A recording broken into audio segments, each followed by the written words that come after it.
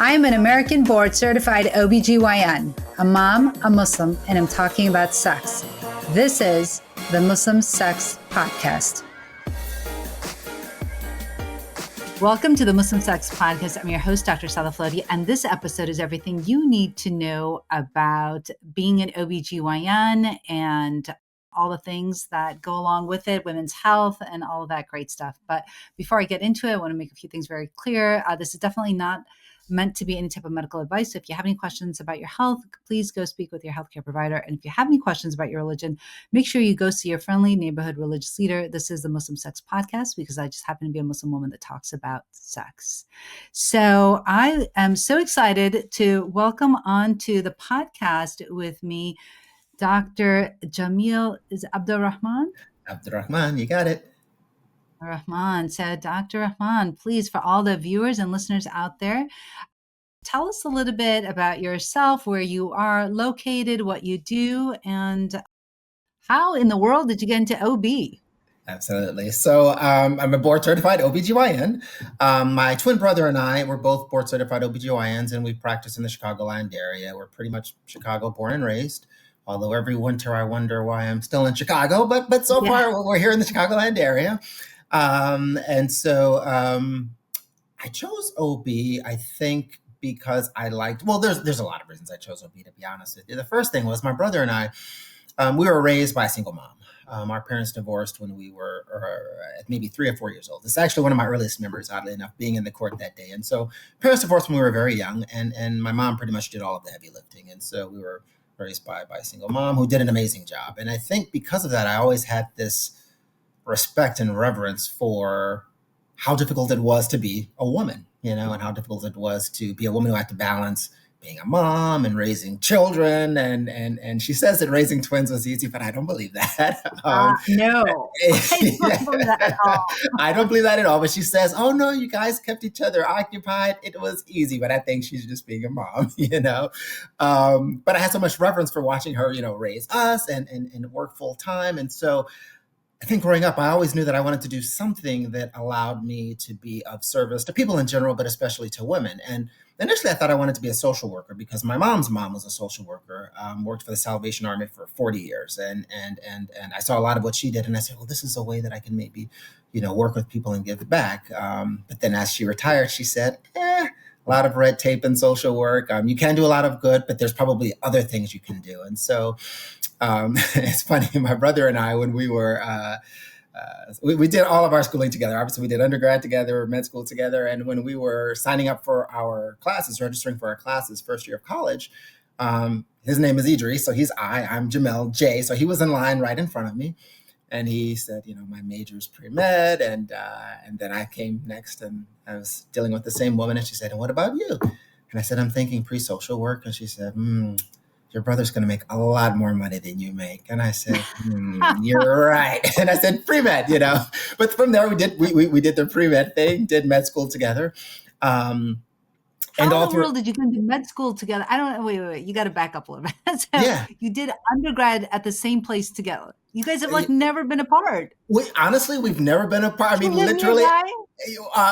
Yes, we actually live about maybe 15 minutes from one another. I tell people literally, I've had 7 minutes of alone time. I came first.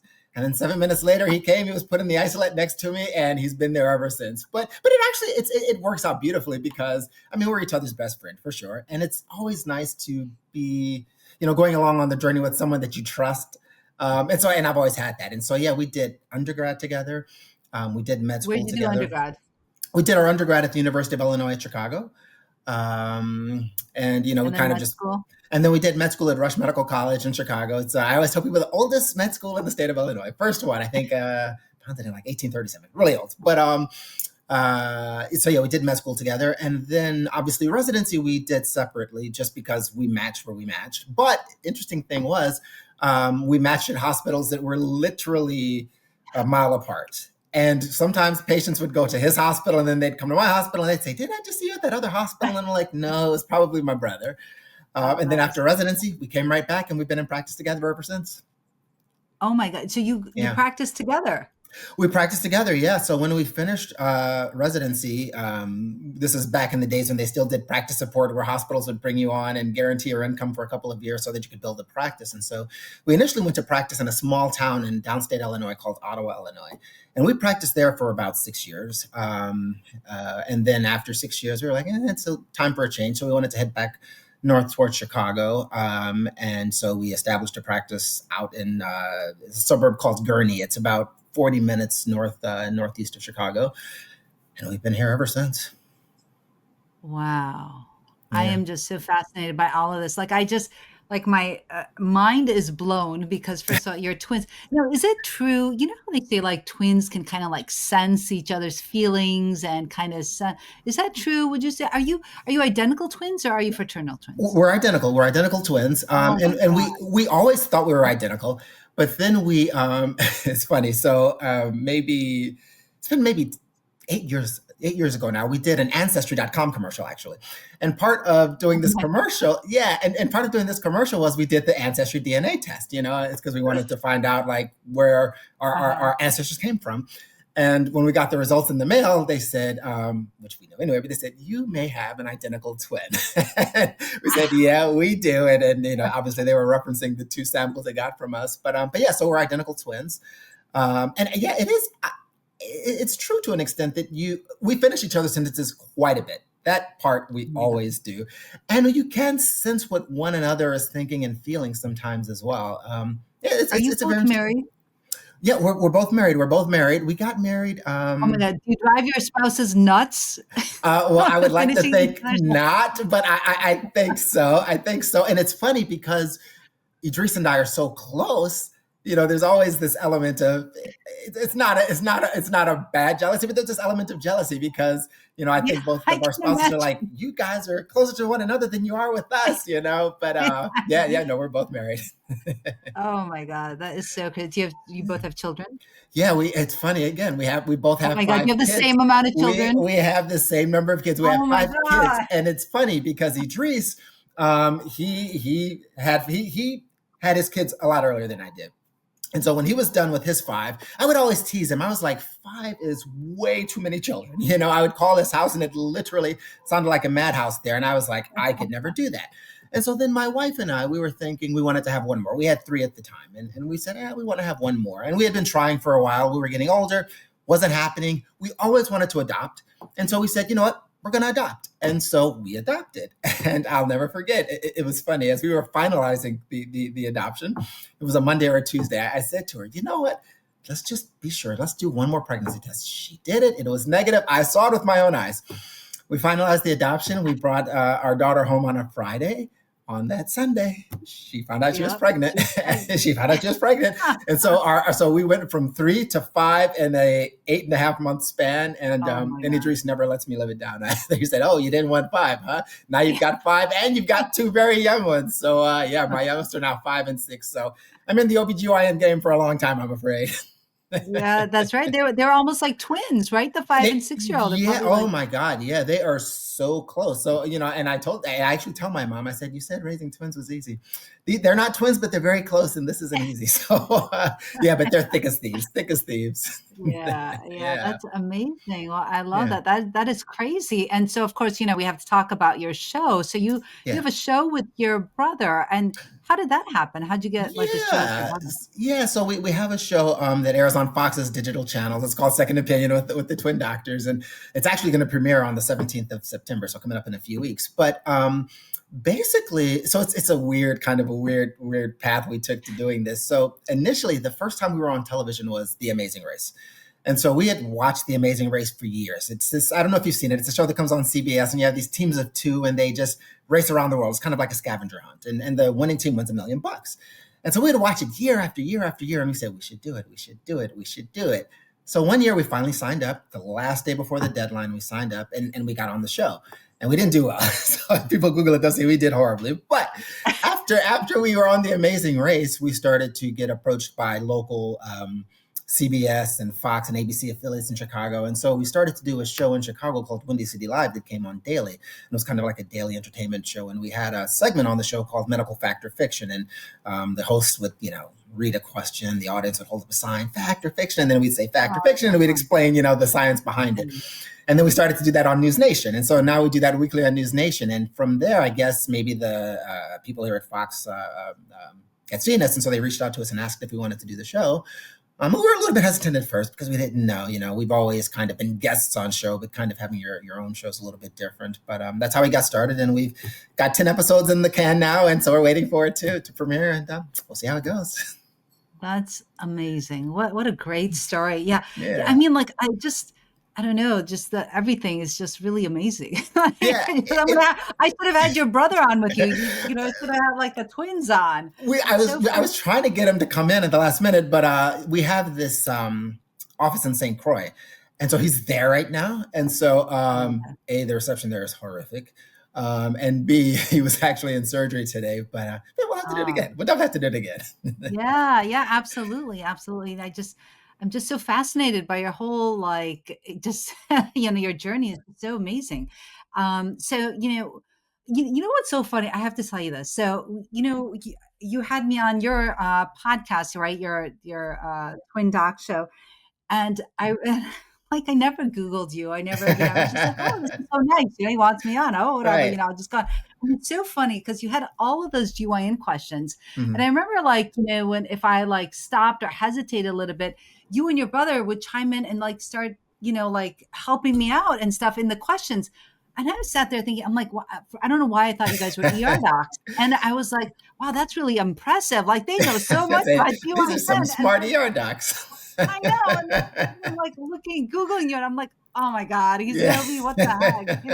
Well, and, it was funny. Part of the reason we didn't tell you anyway, because I feel like if, when we're talking to colleagues, I feel like because we know a lot of the same things, we tend to not want to state the basics because we're like, well, you know that already. But then for the viewers, we're like, well, they don't know the basics. So we wanted you to just come in and give it straight, And so that was kind of our thought process there. Yeah, but it's so funny because I was like, wow, they're really smart.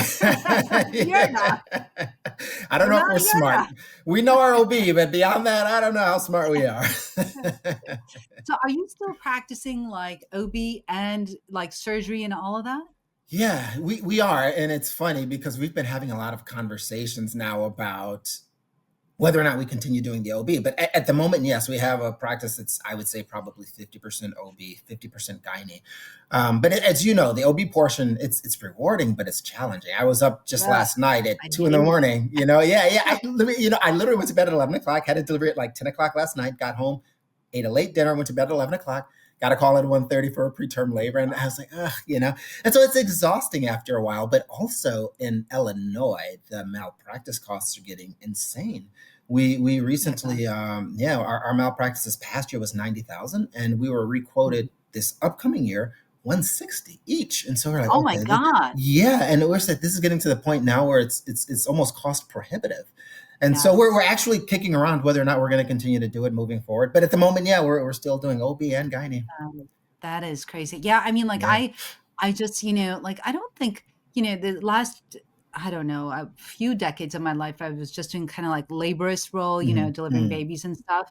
And every time I was on call, I was like, I hate this. Like, why am I doing this? Like, and I just had to have, I had this call to Jesus moment. Last call in July, I was like, you know what? This is making me so miserable. What am I doing with my life? Like, who knows? God knows, how many years we have left to live. Like, why am I doing this? So then I was like, forget it. I'm done. And then also, you have to think about like your health. And right before I recorded a podcast with a sleep doctor, and she was talking about how like you never really catch up on your sleep and you should have a routine. And I'm sitting here thinking like, I'm an OB-GYN. I've never had a routine for, sleep. And is that right? Like our bodies are so messed up from all this like, wake, sleep, all that stuff. No, it's true. I mean, that's one thing that my brother and I have been discussing a lot too, because we're bumping up on, we just had a birthday. We're 49. So we're bumping up on 50. And I'm starting to feel it.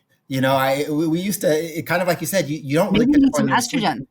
You know what? Let me tell you something. I just might give myself some pellets. I've got some in the office. I'll do a little estrogen, testosterone, dim, and see how it goes. But and so we just don't bounce back. Yeah, calls like we used to. Yeah, it's really tough. And what ends up happening is funny. My brother and I were talking about it, and we love the patients and we love what we do. but you do at a certain point start to resent how it affects your life and your health. And it's Oh, not the patients, but you resent just the call. And you're like, oh my God, yeah, and yeah. if you're not at your best, then sometimes you have to ask yourself if this is the approach. And our father too, unfortunately he passed away when he was fairly young. He was 59. And so, and again, just wasn't in great health. And so, you start to think about those things and you say like, it may be time to take a step back and, maybe do just 9 to 5 office medicine and leave the deliveries for the younger folks. Yeah, right? I mean, Yeah. and I agree with you 100%, like, you just one, definitely resentment. I mean, Yeah. that's what I was feeling, like, not toward patients, but it was just toward, like, just feeling sad that I couldn't ever get, like, a full night's sleep when I was on call and just, Yeah. having to get up and see pa it was just too much, and then, like, you sit there and you question all your life decisions at, like, 2 in the Truly. morning. You're like, "Why am I doing this now? Why Yeah. who's this serving?" No, I had a moment a few weeks ago. I was driving at 2 in the morning, just one of those silent drives, no radio, no nothing, and I'm like, Yeah, what am I doing? And yeah. and it's just I don't think that people realize the toll it takes on you mentally and emotionally Totally. and spiritually. And Yep. they say, oh, rich, oh, boo hoo, rich doc. But truly, it is it's all consuming, and it's getting just harder to practice, just as the atmosphere of medicine changes anyway. And Yes. so, yeah, it's challenging. It's challenging. Yeah, and I agree with you, like, bouncing back, forget it. It's so Oh, hard, right? yeah, it So doesn't difficult to happen. bounce It back. doesn't. It does. Yeah, I mean, I need a good 2, 3 days. After the second day, I think I bounced back, but then I'm in bed by 6 or 7 p.m. I'm like, oh, I guess I didn't. It takes me a good 3 days yeah, to bounce yeah. back now. Yeah, absolutely, and, like, I can't even so you have like, I have 3 kids, you have 5. What are the age ranges for Yeah. those? Oh gosh. So my oldest is 23, senior in college, so Okay, he's almost done. Thank God. okay. But then Yeah. I've got 15, 10, and then 6 and 5.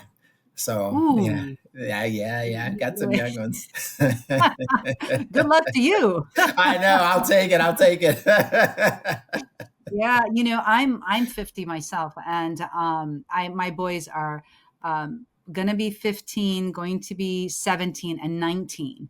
So I Okay. have a sophomore in college, and I actually Yeah. recorded a podcast with him about Yeah. women's health and stuff, which is great. But I have 3 That's boys, and it just for sure you just feel bad because you're not able to be like completely present, right? When you're so exhausted, yeah. and I mean, you're just you don't have as much patience. yeah, no, that's true. You don't have as much patience. You're emotional and physically tired, and you just miss so much. And Yes. I look at my 23-year-old. Like I said, he's finishing college now, and I'm like, how did that happen? And I think to myself, do I want to repeat this with the other ones as well? Yeah, Because they grow yeah, so quickly. And yeah. and you spend so much time in service of other people, which is fantastic. Like it's a blessing to be able to do that. It's funny. My brother went on Hajj a few years, and he met somebody. I don't remember what country he was from, but the guy asked, "What do you do?" And my brother said, "Well, I'm a doctor." But it's really, and the guy said, "You are blessed. You literally get to spend your entire life serving people. Most of us have to struggle to find ways to be of service to people, and it's just your job. You're blessed." And Idris said Yeah. it gave him a context like, "Wow, I guess I am." But you do spend so much of your life in service of other people and And you don't growing serve their yourself. families. Yeah, yeah, that you don't have time for yourself, you don't have time for your family. And I don't want to be one of those dads where at the end of the day they're like, he wasn't really around. And so it's Right, it's a balance. It's a balance. And you right. fight with that every day, like how much should I be doing? When do I pull back? How do I pull back? What does that look like? But it's Yeah. a constant struggle. Yeah, yeah, yeah. So, you mentioned I was gonna ask you if you were Muslim. Based on your name, I figured you were, Yes, but, yes. so you're Muslim, that's fantastic. I think, Yeah, we're Muslim. I don't know too many, African American OBGYNs that are Muslim. I actually I don't know very I will say so I grew up in Michigan, Mhm. and, I went to the University of Michigan for undergrad, Dearborn. Mm. Dearborn has the highest population of Arabs outside Yeah. the Middle East, and, Mhm. so it was fantastic. I loved my undergrad, and then I went to med school at Michigan State University, and then I did my residency in St. Joe's, Pontiac in Michigan. So I did Mhm. have one of my mentors, and he used to teach us all the time. He was from Egypt. His name was Hmm. Dr. Abdul-Rahman, Yeah. and he was so great and so amazing. But I haven't run across too many Muslim male OBGYN. So did you ever run across like any stigma or anything like that? Like where people are ever like, oh, but I don't know. Tell me Yeah, about no, no, absolutely. It's funny. So, my wife, I think, is a little bit. She's a little bit more on the liberal side. She's a labor and delivery nurse. That's how we met. Oh, So, I mean, okay, she yeah. what I was doing ahead. So she's been okay with it. But my brother's wife, we actually all grew up together. It's strange. Like our parents knew each other before we were even born, and we've known each other since day one. And she at first really wasn't super comfortable with it. She was like, "Why do you want to do that?" And my brother's trying to explain to her, well, it's a nice balance and it's a happy field and so on and so forth. But yeah, periodically you do get some feedback like, "Why do you want to do that, brother? That's horrible." Or it was funny. I was in Belgium last week. It was our birthday. We went to Europe last week, and I was in an Uber, and the Uber driver was Muslim. And he said, "What do you do?" And I said, "Oh, I'm a doctor." "What kind of doctor are you?" I said, "I'm an OB-GYN. I deliver babies." "Oh, that's women's work. You shouldn't be doing that." And I said, Right? "Okay, well, but yeah, you encounter that from time to time. But for the most part, I think people are, they're pretty receptive. And you have some patients who, at first are like, "Oh gosh, I don't know." We have some Muslim patients who sometimes are like, "Oh, I don't know how I feel Sure. about it." But I think because we are able to connect with them on that Muslim level, they still feel more comfortable with us as Muslims, even though we're males. But yeah, some people kind of look at you a little cross-eyed, like, "Why did you choose that?" That's amazing. I love it. So, tell me a little bit about so what do you think are the biggest misconceptions you see in women's health right now? Do you think it's about pregnancy, contraception, or menopause? Gosh, biggest misconceptions in women's health. Wow, that's a great question. I mean, there are Like, certainly a lot of misconceptions surrounding menopause. Would I say that's the biggest? Yeah, I think I would actually, because it's funny. I tell people all of the time. I was reading an article once that said that I think women make about 90% of the healthcare decisions for their families, right? yeah. So pretty much moms, wives, women, they're the ones kind of driving the healthcare for the family. They're taking care of everybody else. But rarely are they taking care of themselves, I think, in the process, because they're so focused on everyone else. And I think when it comes to menopause in particular, it typically hits women at a stage in their lives where they're very busy dealing with other things. And they've kind of been taught that, well, it's part of being a woman, and it's something you just kind of get through and you deal with. But obviously, a lot of women really struggle with it. And it's strange that when a lot of them come to you, I find, at least, I don't know what you found in your practice, but I find in my practice, we have more women now as it's becoming something that's discussed more, that will come with complaints related to menopause, perimenopause. They say, "Hey, I think I'm hormonal," is what they'll say. But oftentimes it's not even a conversation that they will initiate. They just come for their annual and, "Well, how are things going?" And then you get into this conversation and you realize, well, things aren't going that great. And oftentimes it's because, they're perimenopausal, postmenopausal. And I feel like it's such a misconception that it's just something that women have to deal with. And they don't realize that there are options out there, or maybe they do, but they somehow feel guilty in pursuing the options because, well, my mom went through it, my grandmother went through it. And I think that's one of the biggest misconceptions in OBGYN, that it's normal. You have to suffer through it. There's nothing to do about it, and you should feel guilty if you seek, relief. That's insane, but I think that's how a lot of people view it. I think you're right. I think also that, the WHI study, right, in 2002 didn't do women any Mm, service there. I mean, like, it was a huge disservice. So many generations of women went without yeah. hormones. And the more we learn about, kind of the study and what went wrong with the study in Mm-mm. terms of like them even talking about the results and how we know that estrogen actually does not cause cancer, it decreases overall mortality, is actually decreases the risk of breast cancer by 23%. I mean, when we learn all that, then we're like, what the heck? What the heck happened with that study? And I think that so many women, there's such fear, right? Oh Wouldn't you yeah. say, with hormones? And I, and so many doctors don't even know. Yeah, it's so hard to put that genie in the bottle with that WHI. That's kind of the spiel I go through with my patients all of the time. I say there was the study, the WHI, kind of, and I say, and this is where kind of a lot of this came from. And I tell them, I say, look, for my mom, I said, I have her on hormones, because her internist took her off. And I said, "Mom, look, we kind of talked about it." I said, "Look, we'll prescribe these for you. Just please, make sure you're doing this and that, and the other. But it's fine. And so it's very difficult to get patients now to feel comfortable with hormones. And you're right, physicians as well. We have so many patients who will come to us because oftentimes their Yes. primary care docs have taken them off of Mhm. stuff and they're suffering. And I'm like, look, again, these are the numbers. This is what I recommend. And I always say, I've got my mom on it and I love her. I want to hear her for a long time.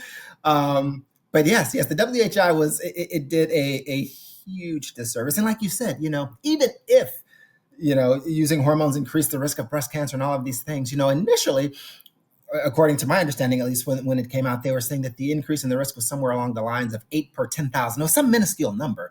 And you were overlooking, I felt, the other benefits of estrogen, like you said. I mean, cognitive health, bone health, colon cancer. I mean, so many other Heart benefits that, health, right? exactly, heart health. So even if it did increase the risk of cancer, which it doesn't, you still would have to kind of weigh, Right. pros and Right. cons. But yeah, it's Yeah. so hard to put that genie back in the bottle now with patients. And I feel like we're making more steps in that Yeah. direction, but it's tough. It's tough.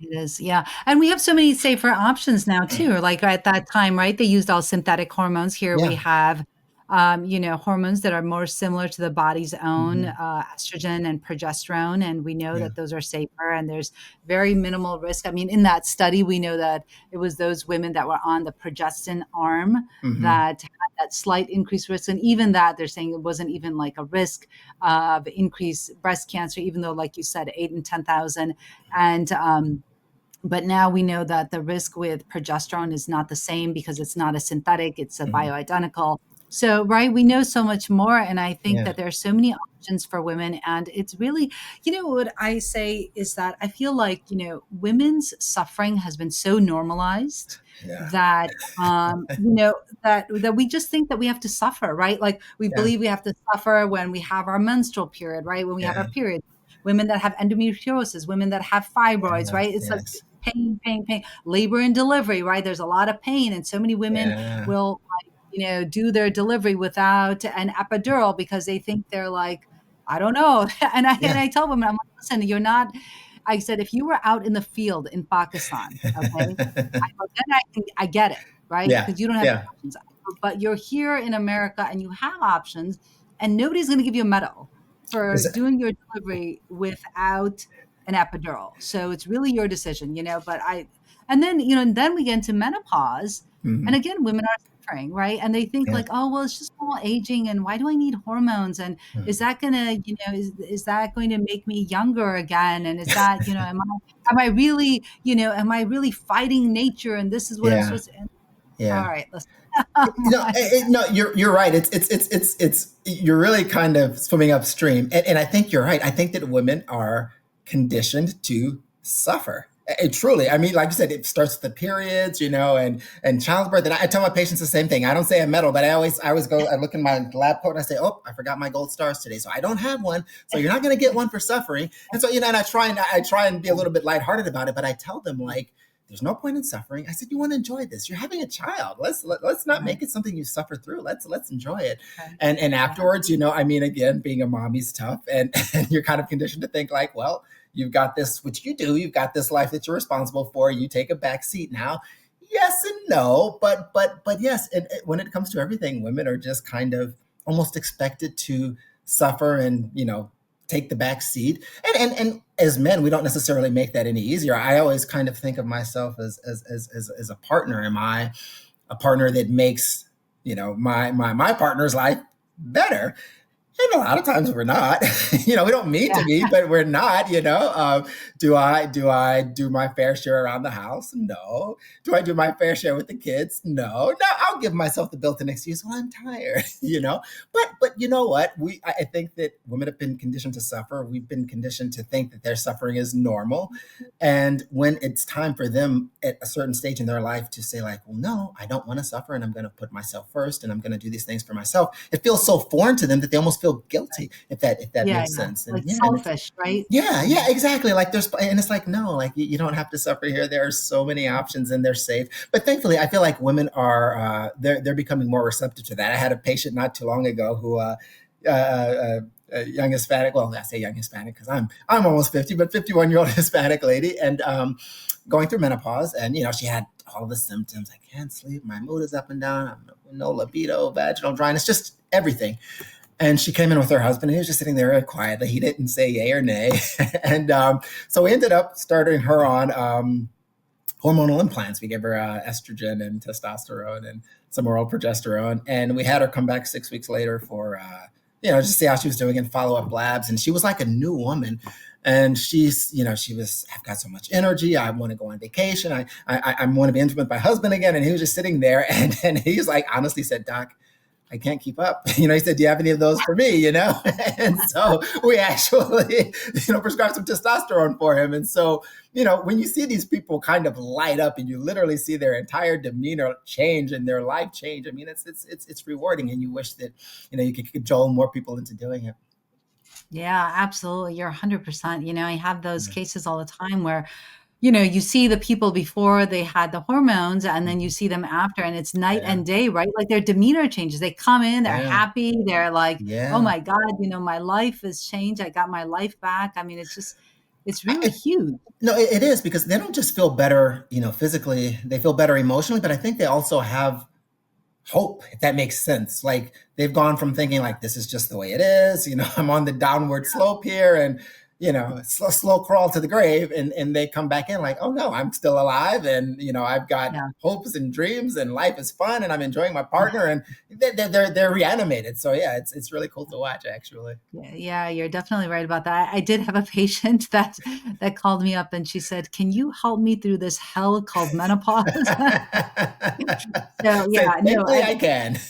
yeah, right. But that's exactly what she said. She was saying what you were saying. She's like, I just Yeah. feel like I'm on my way to death. And I was like, oh Yeah. my God. Yeah, no, I mean, you see people, I had a patient in my office, she was just so disturbed. She was crying. And I mean, it really adversely affects people, and it doesn't have to. And so it's great that there are options, and I'm glad that people are becoming a lot more receptive to it as well. Absolutely. So I want to talk a little bit about your TV show. So your Second Opinion TV show, you have with your twin brother, which I think is fantastic. So what was your goal in starting it? And what do you think, how do you figure out like which topics you want to highlight and what you do? And do Yeah. you have to like research like everything? I mean, there's so Oh many yeah. topics in medicine, right? So you must be doing Yeah. a lot of deep diving, right? Going down the rabbit Absolutely. hole. Yeah. So each topic I find, even things that I think I know about, I still do quite a bit of research, and I find so much. And that, I mean, medicine is changing every day. And I always Yeah. tell people, an arrogant doctor is a doctor who lacks perspective, because practicing medicine is humbling. Like, there's so much we don't know. And the things that we thought we knew, now we realize we didn't know, or we partially knew. And so, yeah, I mean, for every topic, I find myself spending just a few days really deep diving, researching. I'll typically send questions to the guests ahead of time. They'll give me some feedback, which will prompt me to do more research and more learning. So yeah, I mean, I'm learning so much, and which is great. I mean, it's kind of reinvigorated me. It's given me a love for just medicine in general, not just what I'm doing, but medicine in general. In terms of why we wanted to do the show, honestly, I think that one thing that I've always enjoyed about medicine and being a doctor is the opportunity to educate people. Because again, I feel like the population that we deal with, women, and our patient population as well, I would say, is probably 50%, if not more, minority. I feel like we have a lot of patients who aren't empowered to take control of their own healthcare. And in part, it's because they don't know how to, and no one's really taken the time to tell them how to. I've had patients literally who I'm examining them, and I'll see a scar on the belly, and I'm like, hey, what was done here? I don't know. The doctor said I needed surgery. And I'm like, okay, but what did they do? I'm not sure. And I'm Yeah. always kind of astounded, like, wow, like, Right. okay, but they don't feel empowered to be, to have agency in their own health and in their own care. And so I've just always found the ability to educate people, tell people what we know, why we do what we do, hear what they think, what their perspective is. I've always found that just to be a lot of fun, and that was kind of what motivated us to initially start doing the medical fact or fiction segment on Windy City Live and News Nation. But those are short segments. They're like 5-6 minutes, and you don't have a lot of control over the topics. They'll literally send us, hey, these are the topics, and we'll say, okay. But this gave us an opportunity to spend more time. Most episodes are about 40 minutes or so. And it gave us an ability to choose the topics that we wanted to choose as well. And so a lot of the times we come up with topics based off of what we're hearing patients talking about in the office, the things that they have questions about, the things that they're interested in, or when we get queries on social media from people, if they're asking about this or that or something that's trending. And that's normally how we come up with the topics. And then the topics kind of evolve after we find the guests and they give us their feedback. It's amazing. So tell me a little bit about, sexual health obviously is a topic that isn't a lot of physicians don't feel comfortable with and is a lot of times surrounded, enshrouded in taboo and stigma. And is an area that as OBGYNs, I mean, I didn't learn much. I'm not sure if you learned Yeah. a lot more, but how do you start that conversation about like intimacy with your patients and especially let's say those that, feel really shy or are uncomfortable. A lot of times what I've found helped in our practice is we would start the question or we would start the topic with a questionnaire.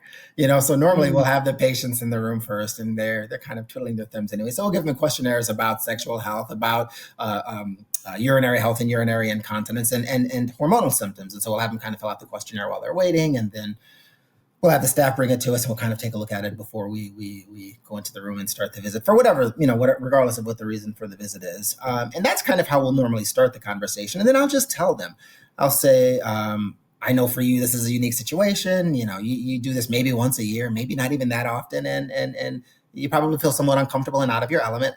I'll tell them, however, I do this all day, every day. And there's nothing you're going to tell me that I probably haven't heard that's going to embarrass me or that you should feel embarrassed about. And I said, and even if you do feel embarrassed, and I don't mean this in a bad way, I will have probably forgotten what you said and who you are by next week. So just let it I know, go. it's so true, right? Yeah. So just let it go. And oftentimes if you kind of approach it in that humorous way, people they'll loosen up pretty quickly because I think a lot of times these are conversations that they want to have, but they need to be made to feel that it's okay to have the conversation because you're right. A lot of doctors don't want to have that conversation. Oh, And no, not at all. I remember even earlier in my career when the medical assistant would come out and say, yeah, she's here for her annual, but she's also having painful intercourse or she's got low libido. I'd be like, oh God, Yeah. like, no, I just want to do the pap smear because they're not always easy things to broach. And, I'll always tell the patient, I'll say, you've probably heard of this thing called the Masters Johnson biopsychosocial model of sexual dysfunction. And I say, it sounds like a lot because it is a lot. And I tell them there's a lot of things that can play a role. And, this is how we're going to kind of approach it. And we may not get it all done in one visit, but these are the things that are on our radar. And these are the things to start thinking about as well. What's going on in your life psychologically? What's going on socially? What's going on in terms of your relationship? What's going on physically? What's going on financially? And you just kind of give them, you open the door for them to just talk. And I find that oftentimes that's kind of the best way to start the conversation. I think that's fantastic that you do a questionnaire. I don't know how many people actually do questionnaires. Yeah. I actually just will ask them. But yeah, oftentimes, patients are very hesitant to bring up those type of topics and, or to tell you that they've been suffering for so long with painful sex or that, that they have cuts and this and that. And so anyways, yeah, I think it's really important to actually be able to bring that up. So as Muslim physicians in media, you and your brother are definitely role models, for representation, which I think is absolutely amazing. How do you think your identity has shaped the way you connect with your patients and your audience? Oh, that's a great question. I think that we've always viewed ourselves as kind of being others, right? Like you said, we're African American, we're Muslim, so we check a couple of the other boxes, and I think. Yeah, And I don't mean it in a tell bad me way, but about it. yeah. And I don't mean it in a bad way, but we've always felt like others. I don't Yeah, think that you can yeah. grow up in the United States, African American or Muslim, and not feel that way. And so I think that has made it easier for us to relate to people who also might be viewed as others. And quite frankly, most women, I don't really care what your race is, you're kind of viewed as another, women's health is just not as much of a priority as other things. And, I tell people, growing up, I'll be very honest with you. I hated our name because I was like, it made us stick out like a sore thumb. And I can remember being at school like, God, I wish, we had a different name. And it's funny, we travel a lot. And I tell people all of the time, like, traveling with this name can be very interesting. You always get a lot of extra attention. And, people tend not to realize how much your life is affected by being another. And so I will always tell people the story of how on the 10th anniversary of 9/11, this is when we lived in a small little town in Ottawa, Illinois, 99% Caucasian. They welcomed us. They were great. Don't get me wrong. They welcomed us like family. I still am in contact with a lot of these people. But on the a day before the 10th anniversary of 9/11. I was post-call, I'm in bed asleep, and somebody knocks on the door, and my wife runs in the room like, Jamil, the FBI's here. I'm like, what? She's like, the FBI's here. I'm like, are you serious? So I'm getting out of bed thinking, like, what did I do? I'm going over in my head, what did I do? And so I walk out there in my robe, and there's sure enough 2 FBI agents there, and my brother's wife's a lawyer, so she said afterwards, you shouldn't have invited them into your house, but I didn't know any better. So I said, come on in, and because I didn't do anything. So, so we're having a conversation, and they're saying, we see you travel a lot. I said, yeah. They said, if you ever saw anything that was a threat to the country, would you tell us? I said, yeah. And they're just probing me with all of these very odd questions. And then, and then I said, can I have your card? They said, we don't have cards. And then they were kind of left, and that was it, And I told people about that, and they said, no way. I said, yes, absolutely, that happened. And so I guess I say all of that to say that, we've always grown up, we're Americans, but you don't feel like you're totally accepted, or you feel like you're a little bit different, like we accept you as an American, but we're looking at you a little strangely there, And so I think that's made it easier for us to relate to people who are also others, be it that they're others on a day in and day out basis, or be it that they're others just because of the situation that they're dealing with at the time. And it just makes us more sympathetic and more prone, I think, to believing people. No matter what you say, I'm going to believe you, And I think that when people realize that, okay, this is a safe space, they're not going to look at me crazy. Just as an aside, my grandmother had sarcoidosis. And so she, this is an autoimmune condition, has all of these very odd presentations. So she would always come home and tell us how she was upset that the doctors never believed her when she had all of these complaints that seemed very strange, And she said, it's my body and I know my body.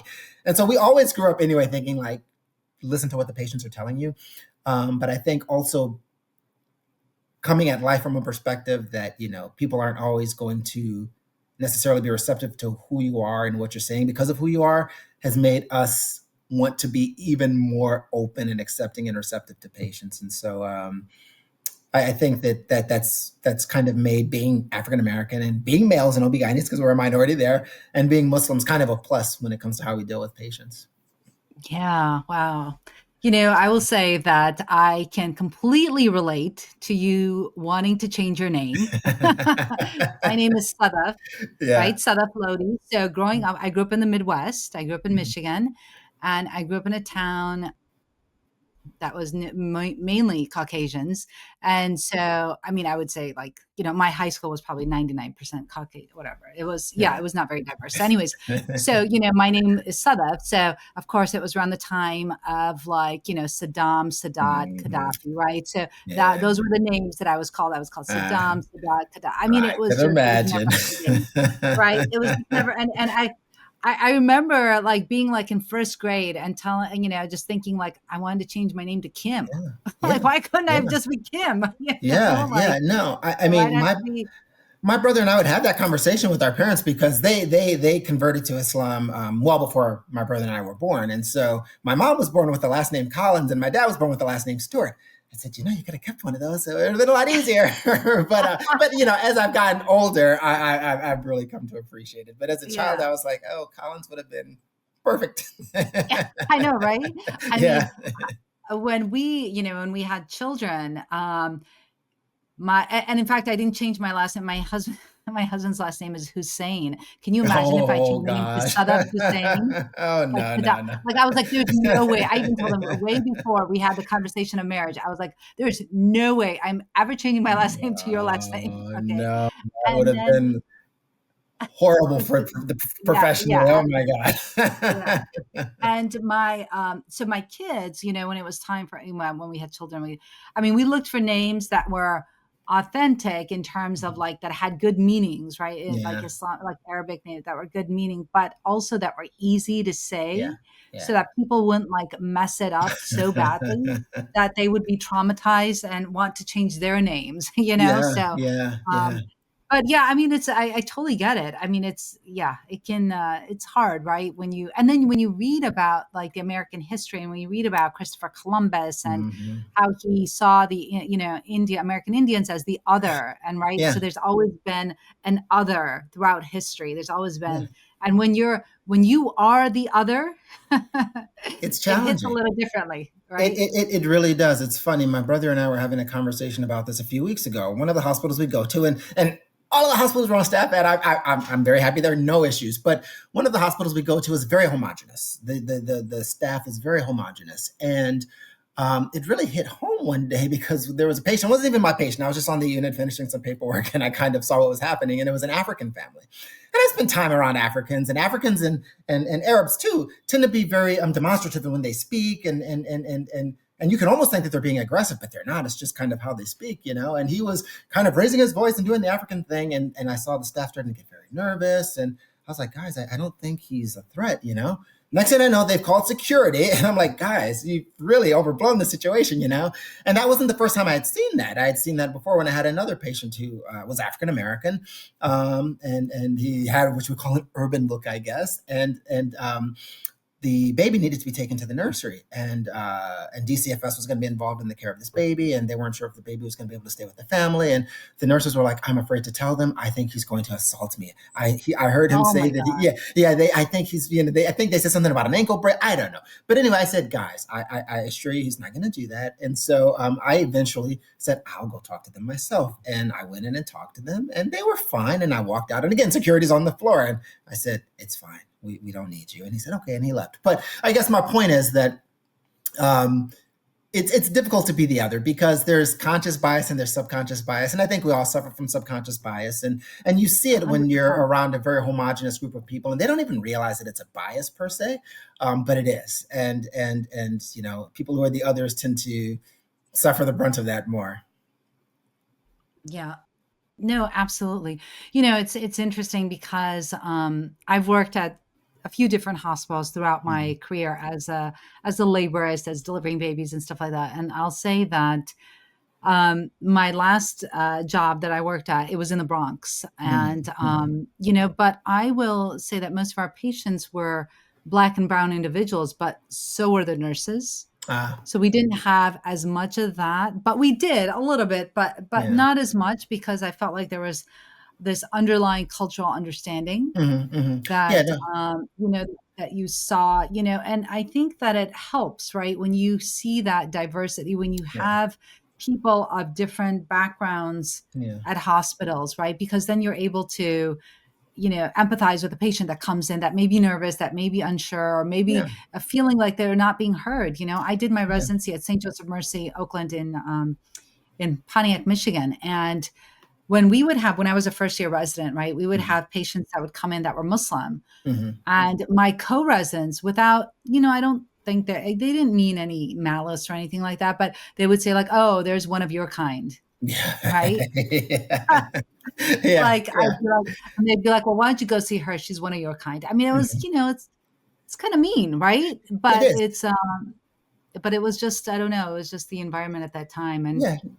I don't think that people would say it now, but I think that back then it was kind of accepted. Yeah, oh, it was definitely accepted back then, and I think even now it's viewed as being politically incorrect, and so it's not as overt, but it's still accepted just by the fact that you'll go on units and you see this homogeneity, and no one even thinks twice about it. Like you know, I don't think that when they are making hires, they consider diversity. They just, you know, they consider secondary factors, which are important, but they don't consider the value of diversity, and I think it really does matter because when you deal with patients of different backgrounds, there are cultural differences. And if you have people who know those cultural differences, they know how to interpret not just what they're hearing and seeing, but sometimes what they're not hearing and what they're not seeing. And so I think that that's very important. And then I think also just for the comfort of the patients, it's important as well. Being in the hospital setting is really, it's disconcerting. You know, I broke my finger a few weeks ago and I had to get some pins placed in it. Yeah. And even going back to the OR, and this is a hospital I worked in, I was like, this is weird and uncomfortable, you know? And so for patients, it's disconcerting. And I think seeing people who look like you, who sound like you, who you can consciously and subconsciously relate to, it goes a long way. It goes a long way. It does. It does. And in the Bronx, we had quite a few patients that emigrated from Ghana or Mhm, Senegal, and you know they wore hijab and stuff like that. And mhm, so, or we had quite a few women that were from Yemen, mm, and you know that wore hijab. And it's funny because I don't wear a hijab. So they would always be surprised when I would say, I would say salam to them, or I would let them know that I was Muslim. And you could see that there was almost kind of like a relief all of a Uh-huh. sudden, because they felt like, okay, she understands us, she gets us. Yeah. And it was nice. I really appreciated that because I felt like there was a certain level of comfort that these patients had.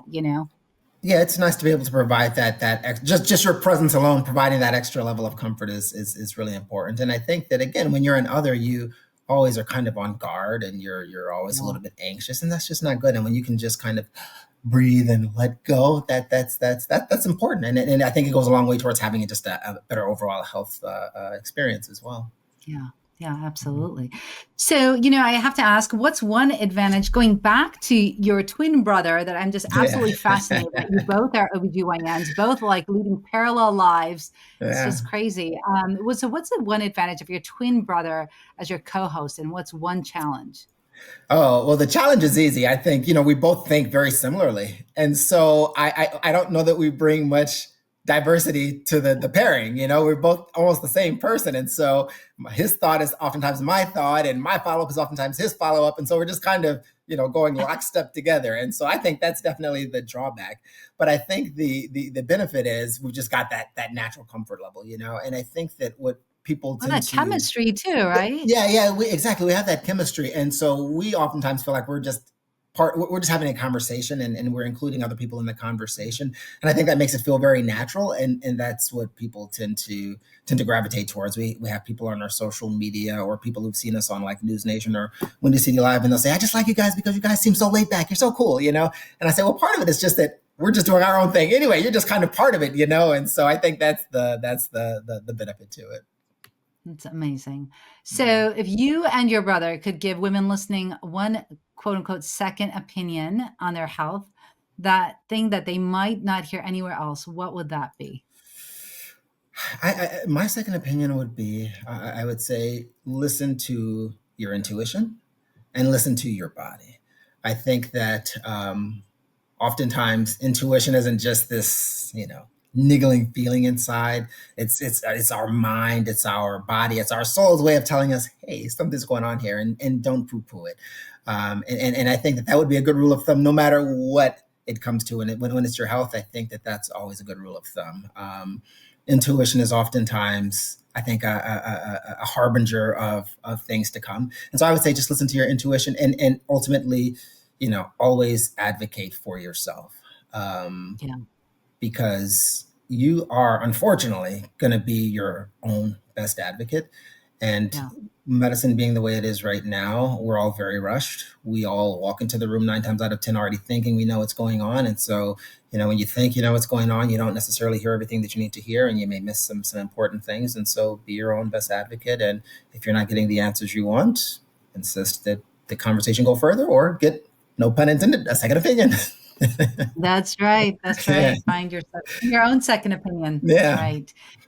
Well, this has been such a fantastic conversation, Jamil. I really, Thank really you. appreciate your time. I know you're Of super course. busy. You've got this busy practice, and you're doing this podcast, and you're running with the amazing race all over the world. Yeah. That was fun. Yeah. 5 kids. Oh my goodness. So, Yeah. mashallah. So, well, this has been really such a fun conversation. I really appreciate your time. And if there's anything, one last pearl you think, I know we talked a little bit about advocacy and being your own advocate. Any other pearls that you'd like to leave our listeners with? Yeah. I guess it's just more of a bigger picture thing, but life is short. Life is short, and it's not meant to just be survived, is meant to be lived, And so living, I think, a healthy life doesn't just mean taking care of yourself physically, although that's a big part of it, but it means taking care of yourself emotionally and taking care of yourself spiritually. I think when you can do those three things, you're a better version of yourself, and that makes you a better version for everybody else as well. So I would just say, take a moment to be in the moment and enjoy life, because it's a short ride. It is. It is. Thank you so much. Those are Sure. definitely wise words that I think I need to listen to and hear again. We all do. We Myself, all do. myself. So for people that are listening and watching and thinking, wow, Dr. Abdur-Rahman is such an amazing doctor. I think he's fantastic. Where can they follow you? Where can they find you? And how can they become a patient of yours? Yeah, so on socials, we are at the Twin Doctors _ for Instagram and Facebook, I believe. Twitter, we're at the Twin Docs. And then we have a website, thetwindoctors.com. And then we have 2 office locations in the Chicagoland area, one in Gurnee, Illinois, one in Libertyville, Illinois. And people can, that's the hospital, you see, always a hospital. Yeah. Yeah. And people can find us on our practice website, which is whcgofillinois.com. Or they can just call us 847-244-0222. I love it. I love it. You're amazing. Well, thank you so much for your time Thank you. and your knowledge and your wisdom. I really appreciate it. And I can't wait to watch more of your episodes on the Second Thank you. Opinion. I think, what you guys are doing is fantastic. Thank And I just think it's really unreal that you are twin brothers leading parallel lives. I just can't get over that. So that's thank you. Thanks so much for being on. Yes, this has been amazing. I really enjoyed it. Thank you. And so, well, we are done here, and it's been real and really intimate. And remember, this is not meant to be any type of medical advice. So if you have any questions about your health, make sure you go see your healthcare provider. And until next time, this is the Muslim Sex Podcast. So thank you for listening to the podcast, and make sure you leave us a review, share and like the podcast. And if you leave me a review, I'd love to shout you out on social media. So be sure that you share it with all your friends. And thanks for listening.